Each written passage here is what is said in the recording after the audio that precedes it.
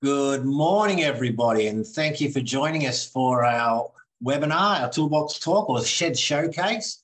We started doing these webinars back in COVID times. Seems like a lifetime ago, yes, we know.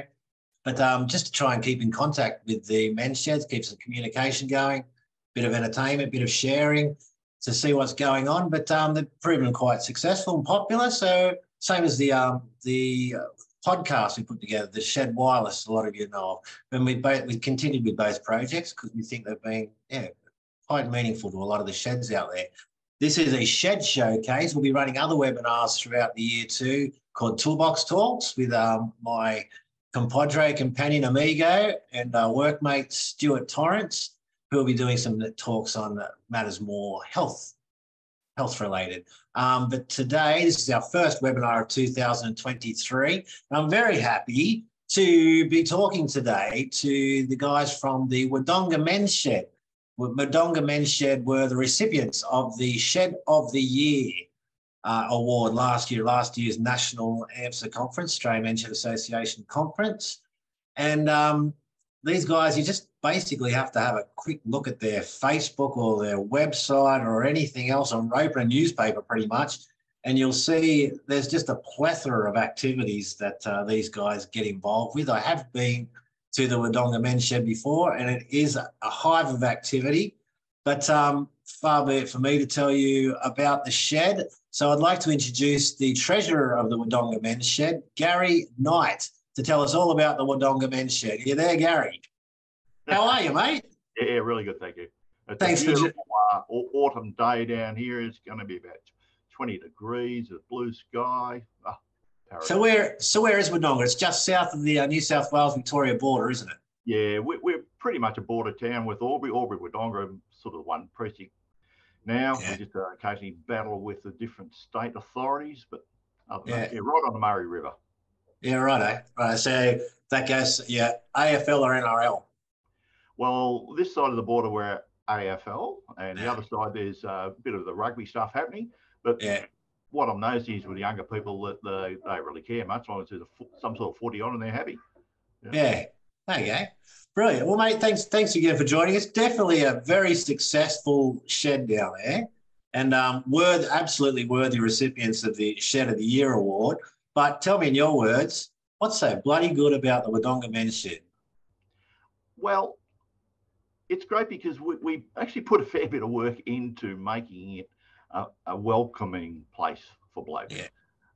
And I think that's probably the key to it. You can create a lot of activity and probably bring in some money, but unless the blokes are happy and everyone's sort of getting along, your people leave and new people come and go. But you've got to have a really friendly atmosphere, and something we work particularly hard at. Yeah, I guess you have to a lot of the times too, because a lot of personalities come into the shed, and there's such a thing as shed politics and so forth. But a successful shed comes down to a great committee too, and a great group of people being behind it. Yeah, you did right. There's, as you make, there's blokes here from all sorts of backgrounds. We're not just tradies. There's a few of us pen pushers and ex-bankers like me and all sorts of other blokes. And a lot of us all set in our ways and doing things. Yeah. But they all get together pretty well. There's a bit of a shed dispute between the metal shed and the woodworking operations. Who's going to be able to spend the money the quickest to buy some sort of new tool or something. But we managed to keep that in check. Yeah, good stuff. Yeah, there is a bit of still a preconception, I guess, that a men's shed, you still come across people say, men's shed, I can't be involved with a men's shed because I'm not a tradie or I've got no skills or anything like that. But really, there is something for everybody, whether it's just, people helping out on the committee side of it, and paperwork and things, as well as you don't have to use a hammer and nails or a welder to be a part of it, do you? No, absolutely. And look, we'd be stuffed with our blokes that just do what might be sort of menial tasks like sanding and painting and splitting, kindling and things like that. The things that need to be done, and you don't need to be overly clever about it. You just all get in and have a chat and muck around. Yeah, it's definitely something for everyone to do. Now, I was saying before, I have been down there, and it is a hive of activity, isn't it? Like, there's always something going on there. But I mean, from the kindling you were just saying, I remember seeing a stack of kindling there as high as the roof, pretty much. Bit of a fire hazard, but we won't talk about that. Hey, settle out. People, disability. I saw you had special needs people in there doing some work. And, like I said, look at your Facebook and things like that. There's just so much going on. We'll get into a bit later.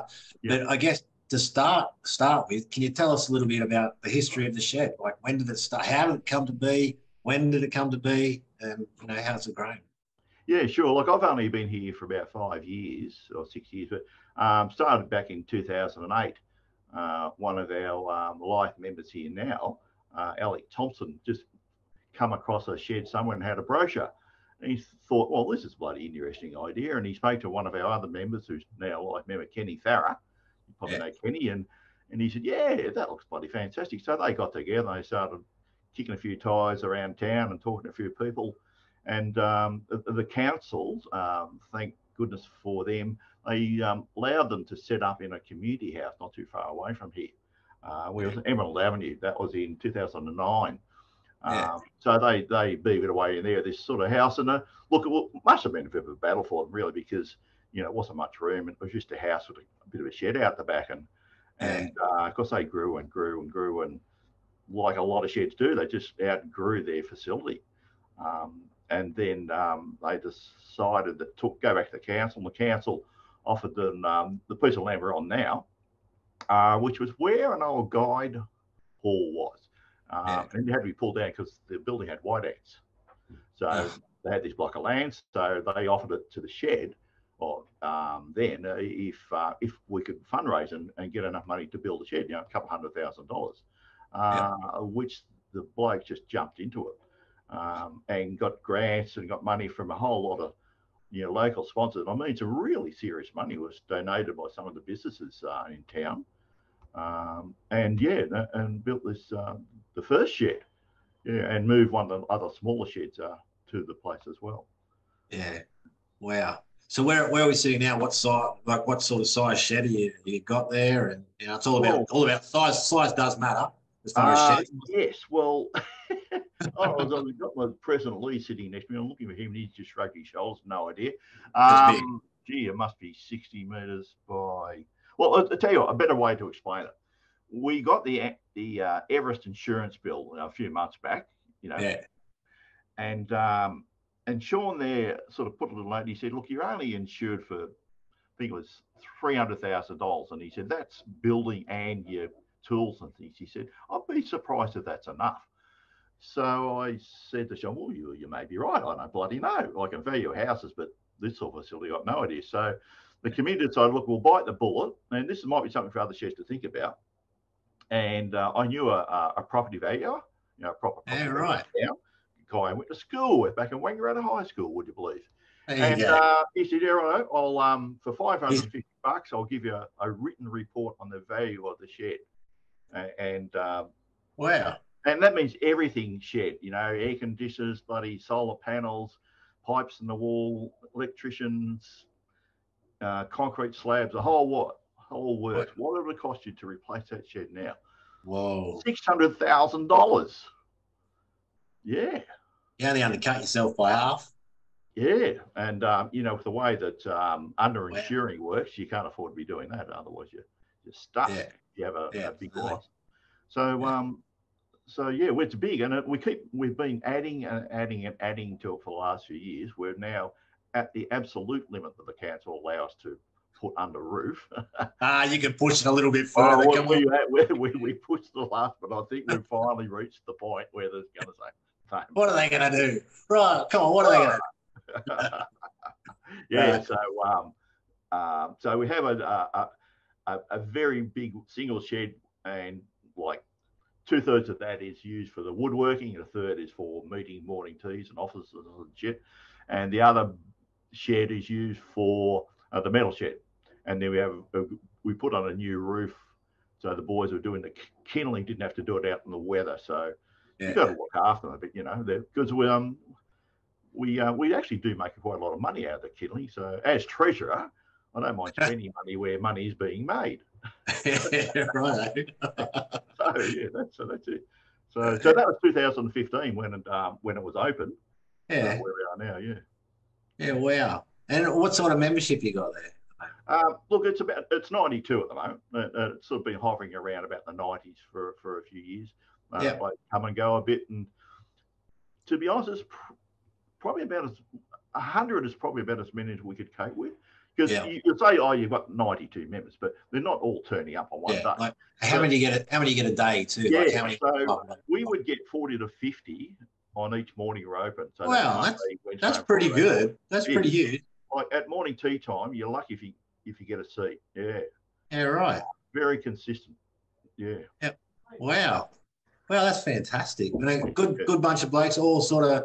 Do you have like a lot of subcommittees and things like that, or is it sort of all the blokes sort of doing the same old thing? Or Yeah, we don't really do a subcommittee. We have a really great functioning committee, yeah, and in that we've got blokes that are representative of the woodworking, bloke that's representative of the metal shed, and yeah, of the kindling and various parts. So they're on the assuming they get voted in, they yeah, are. So we like to sort of cover all the bases there in the committee, not just be made decisions made by the boffins, yeah. and so that enables us to in the committee discuss a lot of things about activities and sort of cut out any need for subcommittees really, and Yeah. they just go back and talk to their lads and it works pretty well. And the group works really well together. So I mean, a lot of sheds you'll see there's that core group of the committee there that seem to do everything, and the others. I guess it's like a football club sort of thing. The players just want to come play the game and take off again. Where you got the people have to run the canteen and set up the field and all that sort of stuff. It's the same sort of thing with the shed, isn't it? Look, it is. Yeah, But it is. does everyone sort of pitch in and like, oh, we're going to do a barbecue this weekend? Does everyone put their hand up and well, yeah. Well, we have a barbecue manager, so and he's not on the committee. Does Ronnie Pigros does a fabulous job with the barbecues. Yeah. We did one for the Black Dog Ride there. I've got that in my notes to ask you about that. So can you tell us about that too, actually? Yeah. Oh, okay. So out of Gindera, which is in New South Wales, so we had to go all the way interstate. Yeah, 20 kilometres away. and on a bloody Sunday morning, we had to get there at 6:30. So the Black Dog Ride is a fabulous group of motorbike riders supporting the Black Dog organisation for mental health, and they have an annual ride from here locally, and it happens all over Australia. So they were looking for Gindera, and they didn't get as much support from the Gindera community as they hoped they might in terms of providing breakfast and so forth. So we jumped in and said, look, it was reasonably short notice, but when I mentioned to the blokes, they said, look, this is such a good cause, we just have to do it. Yeah. And even it's early in the morning, we're going to do it. So the barbecue boys were over there. I went over too, and we cooked them breakfast of bacon, egg rolls and snags, and then waited there from the return to lunch and cooked them burgers and sausages for lunch. And we charged the bike riders for the food, and then we effectively donated it all back to the Black Dog Ride. Yeah, brilliant. I'll vouch for that because you guys, I put the call out. The Black Dog Ride has been a massive supporter of the Australian Men's Shed Association. It helped us put together the Shed Mates program that a lot of you would have heard about out there. And it's just amazing. And they came to us and saying, look, we're doing this annual ride all over Australia. They asked if any of the sheds in Australia could sort of help out with some of the individual rides. Yeah. You guys, they asked me to get in contact with you guys, see if there's any sheds in there. You guys had about 2 weeks' notice and did not hesitate. And it just shows it's a credit to the shed sort of thing. You guys just said, yep, we're doing this, put it on. Bernie, who's the ride coordinator, got back to me and just couldn't be more grateful for what you guys did on such short notice and put together like breakfast and lunch for the guys. It was brilliant. So, yeah. It was actually good fun. Like, sometimes this isn't going to air, is it? So sometimes my wife will say to me, "Oh, Garry, can't someone else do the barbecue?" Because I'm here a bit, And I said, yeah, but I really like doing it. It's just bloody good fun, barbecue, bunny. We just get out there and we're talking rubbish and meeting the public, meeting people we know, and you don't see that often. It's just damn good fun. Yeah, and they're two fantastic organisations coming together as well to do good, like as a common cause. And those Black Dog Riders are some of the most generous people you'll ever meet. Yeah. Because half the money they raise is from the riders themselves. Yes. Like they go out there, they'll find them. So if you're, if you're doing this or you're the last one to arrive at the destination, you get fined $50, or they'll do raffles and things like that. Yeah, okay. Yeah. Yeah, So well, even you mentioned Bernie before. He came to the shed in the week after morning tea time because he just wanted to thank the blokes and say, look, this is what you did. We really appreciate it, and so forth. So it was nice. Good stuff. Great stuff. Well, mate, I got some notes here, and I think some of the pillars of your shed are community involvement and sustainability.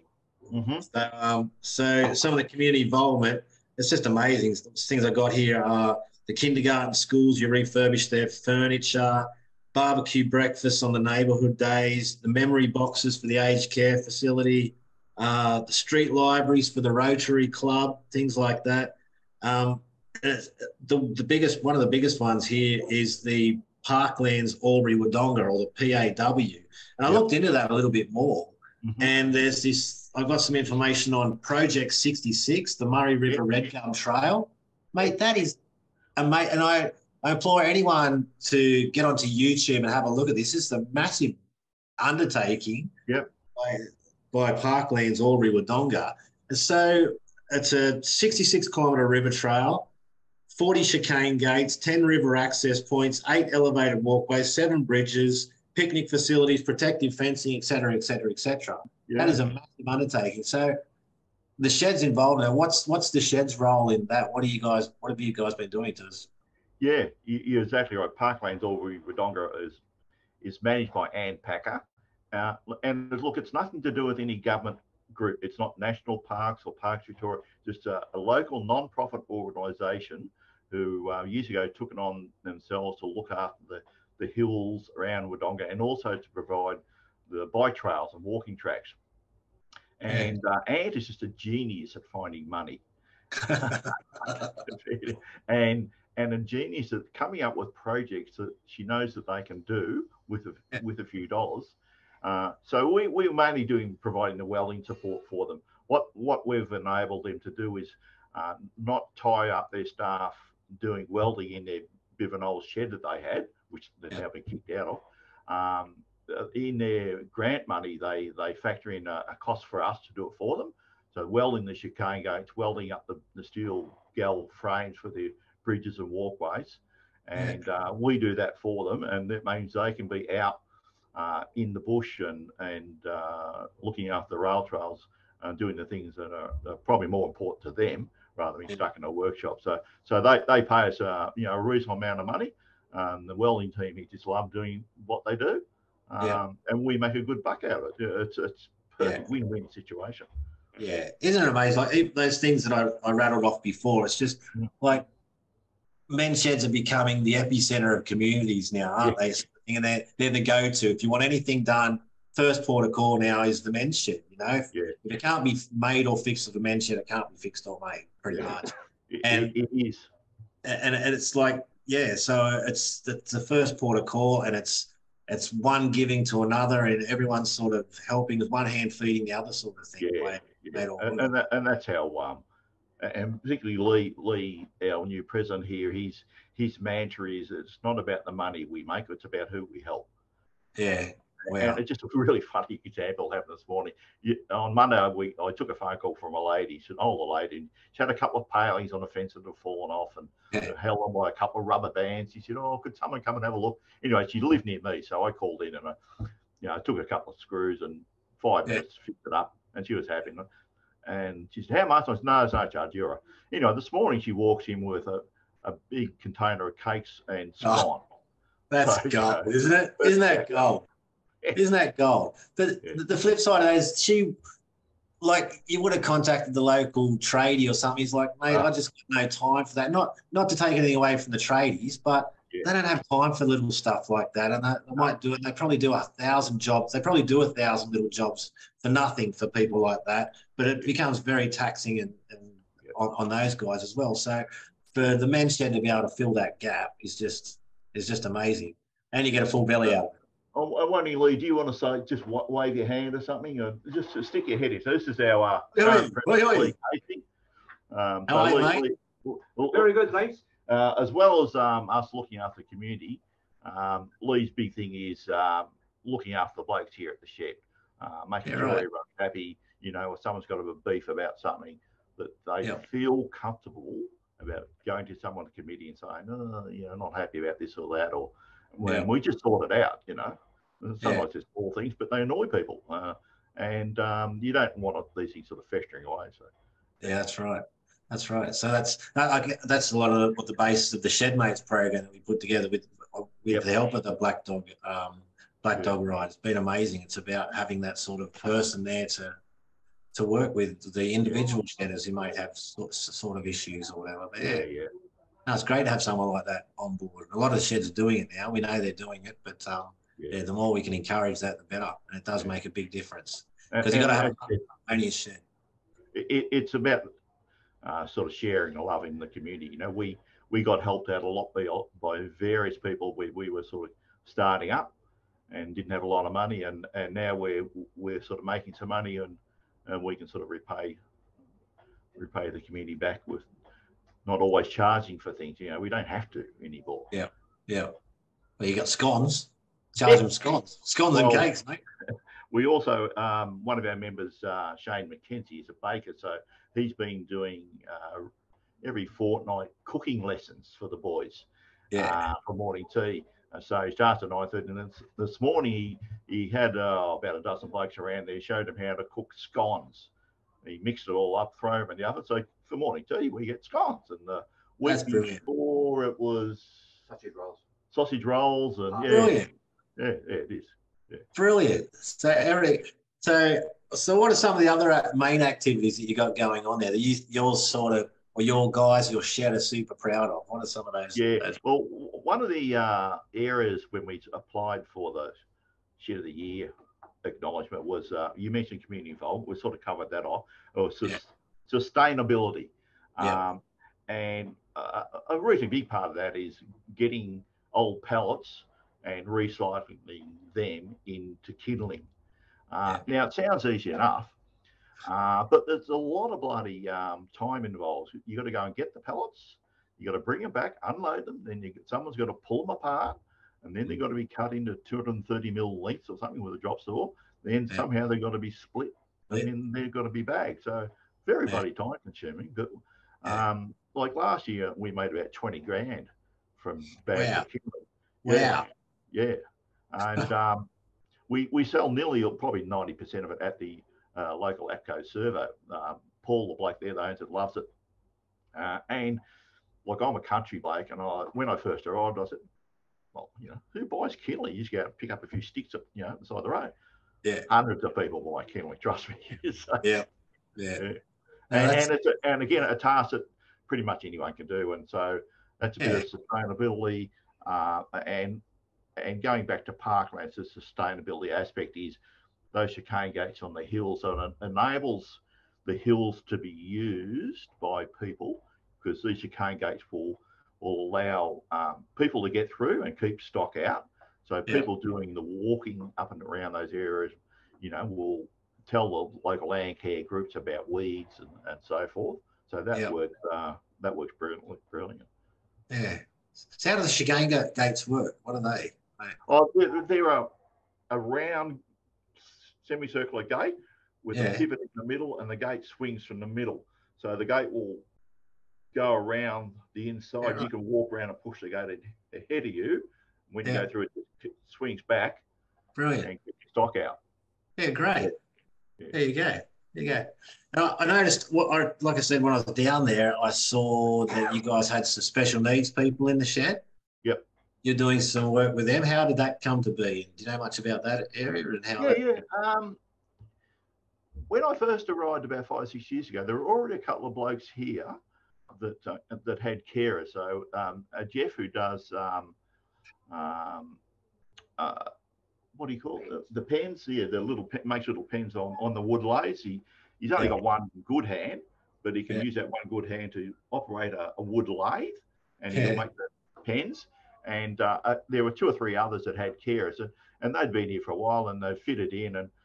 And what we started to find was use of that sort of got out into the community, and particularly once NDIS started to kick off, and we have all these so-called providers now, it seems to be one in every street corner, wanting with men clients that were looking for something to do, and we're getting a lot of requests and those sort of people for these people with the carers to come and join the shed. And we thought, yeah, that's fabulous. We want to encourage it. However, it just got a bit too big. We didn't have enough room, perhaps, to facilitate having lots more people with wheelchairs and so forth. It was just a space issue. And then it became a bit of an issue of some of our members were sort of looking after these people who had the special needs more than they were able to do their own little sort of project. Because the carers would come along, and the carers themselves didn't know anything about woodwork. So they'd say, oh, where do I find this and how do I do that? So we decided what we do is we set up a special, after talking to the blokes that needed the help, the disabled people, talked to them and their carers and said, look, how about we set up a special day, and that's now Thursdays, and that'll be your day. So it's had its teething problems. It's not as easy as you might think. And so we initially had one of the carer providers provide a supervisor. So the idea is people with carers would come along on the Thursday. One of the carers would be like a tradie, and they would do the organising. We were happy to provide the facility, tools, etc.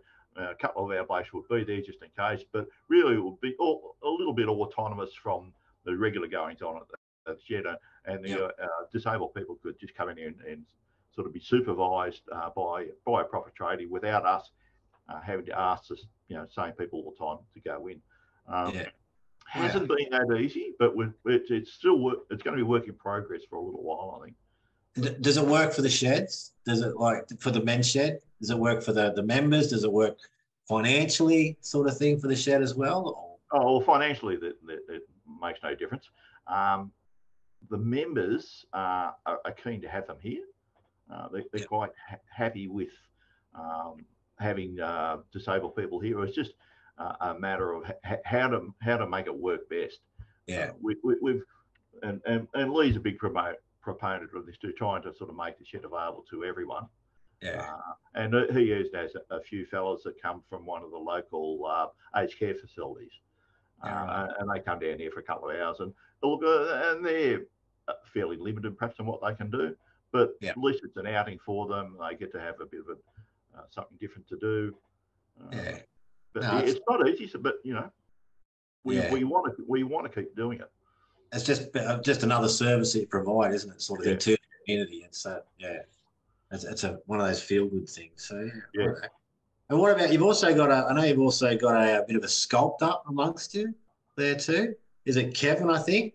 Yeah, Kevin Ennis. Cuddly, he did a sculpture of Cuddly, the Thylacoleo Carnifex. Yeah, that'd be it. Largest mammal ever in Australia or something. I don't know that. That's right. Yeah, Kevin's a real artisan, I call him. He's had a few different jobs he's on. But there's a lot of artists in the shed. There's a lot of artists in the shed. This guy actually does. Well, some blokes that even paint. But yeah, Kevin, he's really clever, and he in terms of being artistic, he can just create things that I couldn't imagine. You go to his home and there's all these things there.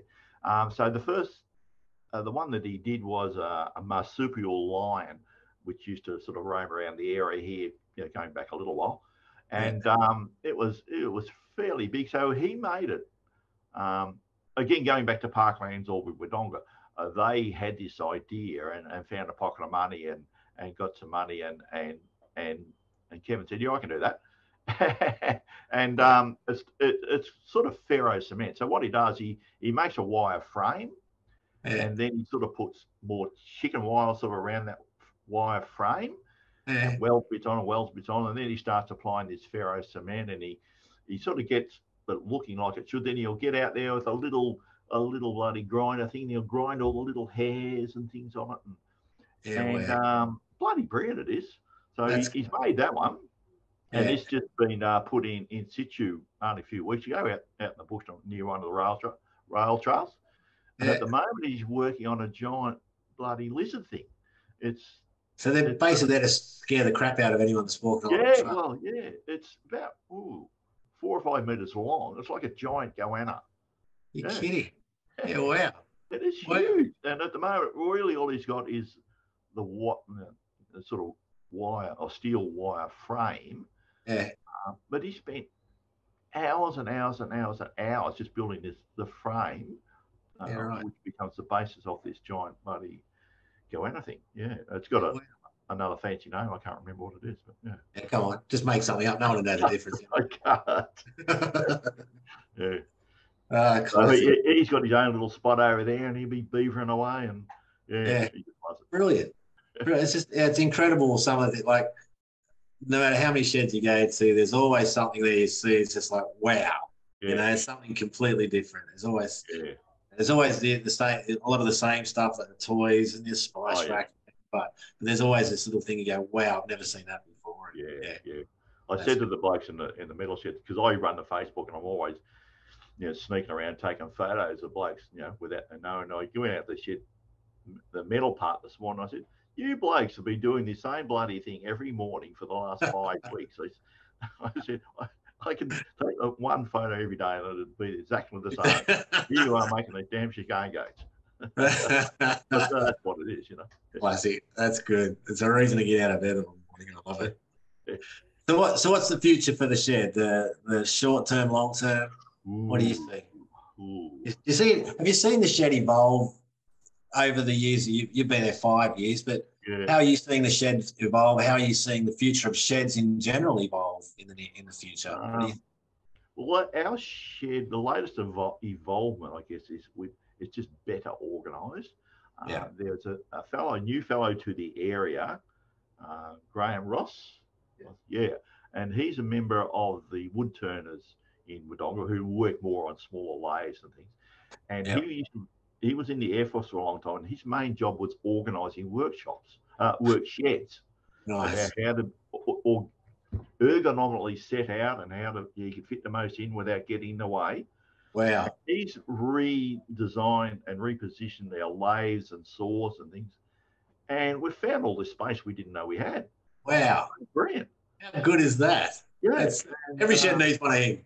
Well, like many sheds, you start with 3 machines, and then you've got 5 machines, and then you've got 7 machines. You just start sort of putting them in or juggling around a bit, but it's never really designed from the stage one. And so that's what we did. So it looks so much better, so much more space.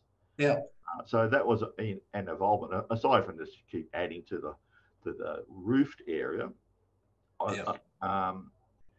we, as a shed, we become better at a committee of, communicating to the members, looking after the members.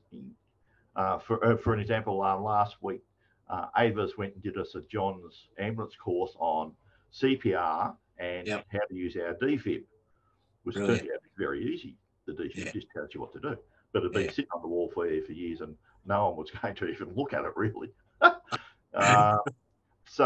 Just sort of getting better at that and trying to provide, services for the members. And we have our monthly morning teas with our lady friends. Yeah, great. And sometimes we bring our wives. Yeah. Your lady friends and your wives. Yeah, not at the same time. No, too much conflict. And we always have a guest speaker there, and it's usually some sort of health related issue.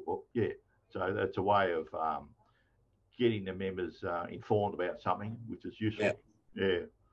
Do you see it making a difference? Like since the time do you see it making a difference in people's lives? Do you see it firsthand? We all know, sheds change lives, but you guys are walking the walk. You're out, you're in there, you're in the sheds. Has it changed your life? Have you seen an impact, having some meaningful impact on other people's lives there? Yeah, no doubt.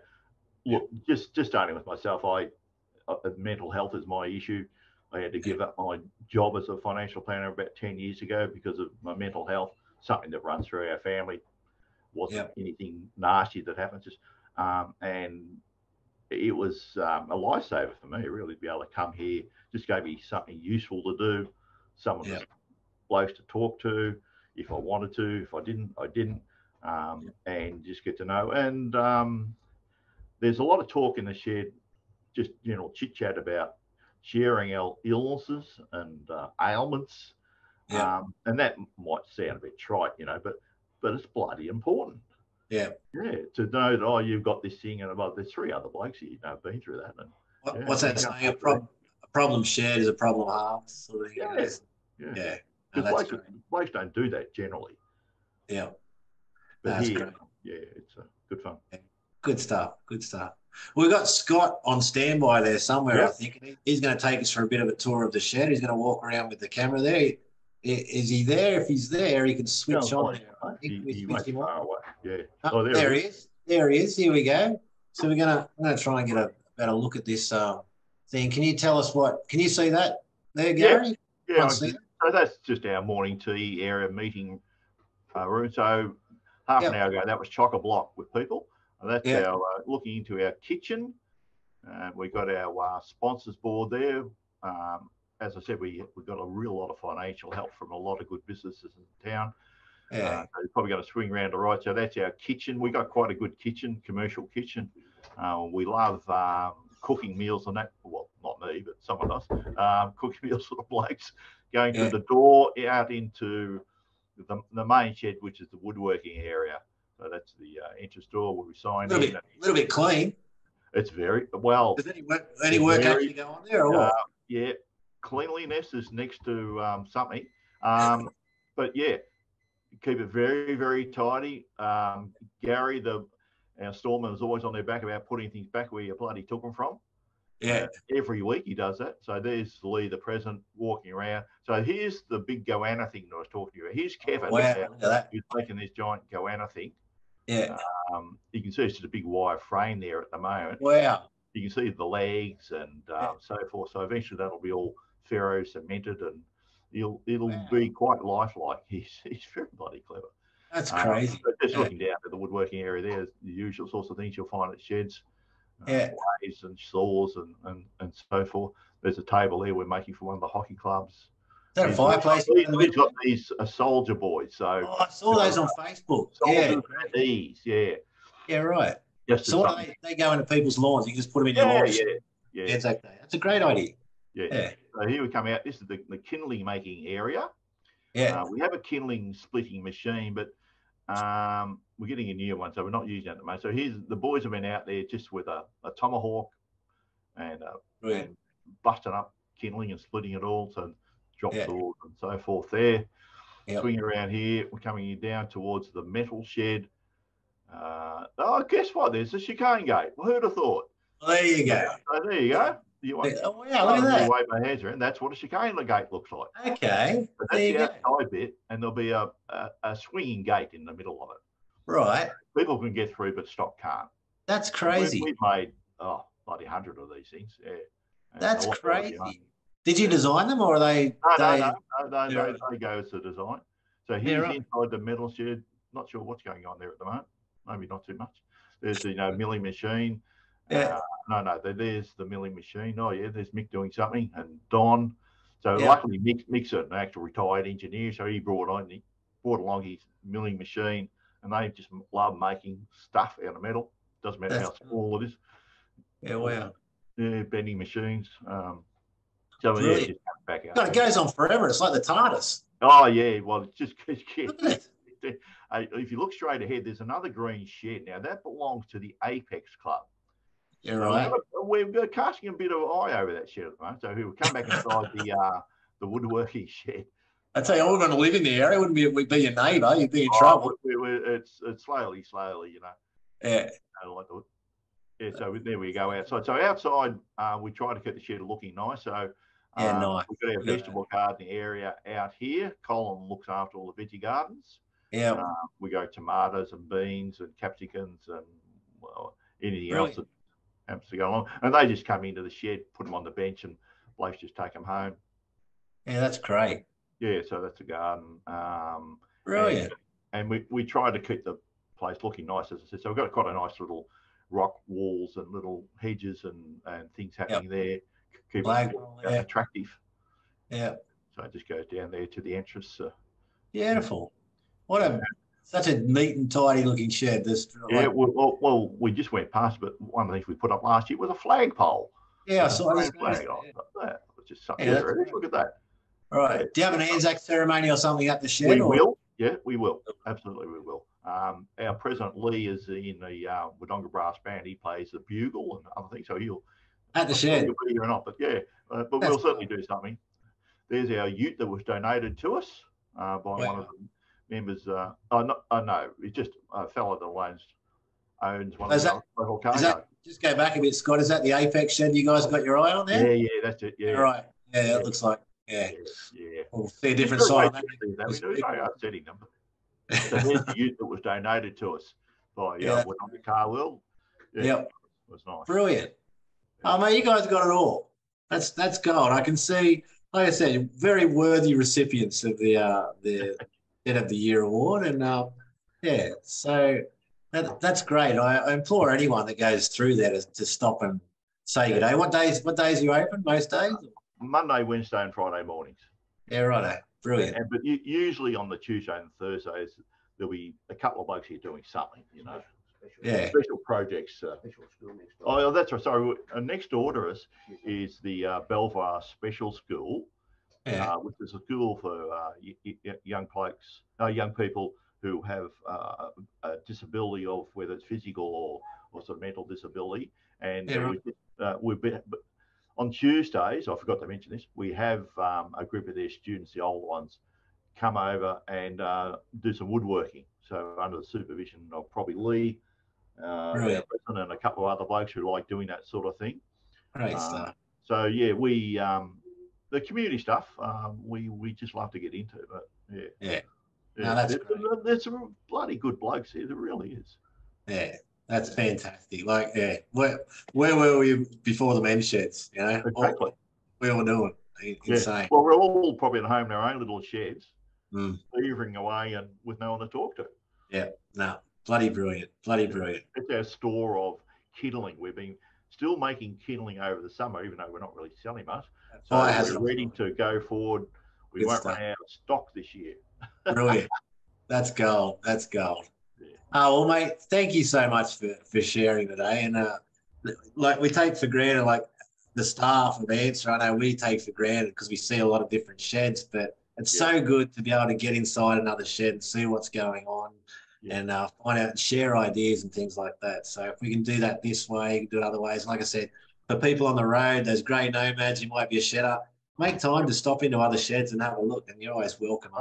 We had a bloke in last week. Yeah, we from another shed. Yeah, we love to have visitors. Yeah, because we're actually very proud of our shed. It sounds. Of course you are. And we every shed. Yeah, it's great. We like to show it off. Yeah, of course you do. Of course you do. Well, you have today, mate, and I really appreciate your time. And thank you to the guys. Thanks to Scott for showing us around too. And and thanks for just doing what you do, guys. It's so fantastic. And pillars of the community. Good on you. All right. Well, thanks, Garry. Yeah, thanks. And thanks to everyone for tuning in and being a part of this. We hope you got something out of it. We hope you've enjoyed it. I know I have. No matter how many sheds we get to see, there's always something different and something special, and we learn something new. So thanks again, Garry. Thanks to all the guys at the Wodonga Men's Shed. Congratulations on your award, well earned. And thanks to everyone for tuning in. And we'll catch you next time on the Shed Showcase.